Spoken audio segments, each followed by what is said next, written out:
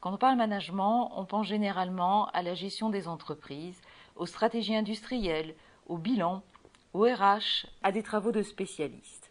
On oublie alors que dès que plusieurs personnes œuvrent ensemble pour un objectif commun, leur réussite commune est due à un management efficace. Ce management-là, chaque ingénieur doit être capable de l'effectuer avec succès, car c'est et ce sera de plus en plus une grande part de son travail. En effet, après quelques années de carrière purement technique, l'ingénieur se trouve amené à prendre des responsabilités, et c'est souvent une mutation difficile. Mentalement formaté à ne traiter que des problèmes techniques, l'ingénieur se trouve soudain confronté à de nombreux problèmes auxquels il n'est pas toujours bien préparé. Avec les techniques de l'ingénieur, nous proposons une formation organisée en 2 fois 2 jours avec un travail intersession. Ces formations s'adressent à des ingénieurs de projet, des responsables de services, services d'études, groupes de production, services après-vente, des managers d'équipe ayant une formation technique et quelques années d'expérience. Les 2 premières journées sont consacrées à la connaissance de soi-même en tant que manager, ses préférences, style de management, de communication, de gestion du temps. La seconde partie porte sur son rôle de manager avec ses équipes.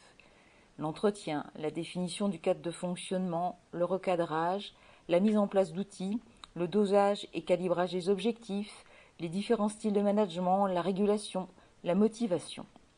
Avec l'approche du coach, nous abordons les enjeux du management, les craintes, les croyances, le fameux charisme, la prise de recul, la communication interpersonnelle et comment développer son aisance managériale. Nous développons dans cette formation les principales actions du manager qui s'articulent principalement autour de 3 grands axes. Se connaître mieux afin de mieux connaître les autres. L'objectif visé est une prise de conscience dans la manière dont on capte les informations, dont on prend une décision, dont on s'organise, de quantifier l'énergie que nous déployons dans des situations sur lesquelles nous ne sommes pas sur nos préférences. Pour le manager, savoir motiver chacun est évidemment la condition de réussite de l'équipe et c'est un travail à la fois relationnel et décisionnel. Autre axe, la communication. Le manager, souvent seul, doit déjà s'imprégner du fait que communiquer est une chose très difficile et qu'au-delà des mots parlés ou écrits, il peut y avoir des interprétations très différentes entre les individus suivant leur culture, leur état d'esprit, leur vécu et le moment où la communication arrive. Nous abordons les bases de l'analyse transactionnelle et de la PNL avec de nombreux exercices et bien souvent les cas concrets des stagiaires qui abordent leur situation. Autre point, organiser son temps. Nous travaillons aussi sur la délégation, l'anticipation, la gestion, comment s'occuper du quotidien, de l'avancement du travail, et c'est souvent ce qui prend 100% du temps si on n'y prend pas garde.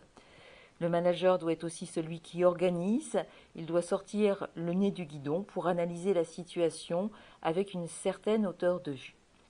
Ainsi, sa double compétence en technique et en management permettra à l'ingénieur-manager d'assurer le management d'équipe technique avec une efficacité, assurant tout à la fois la satisfaction de son entreprise, de son équipe et de lui-même.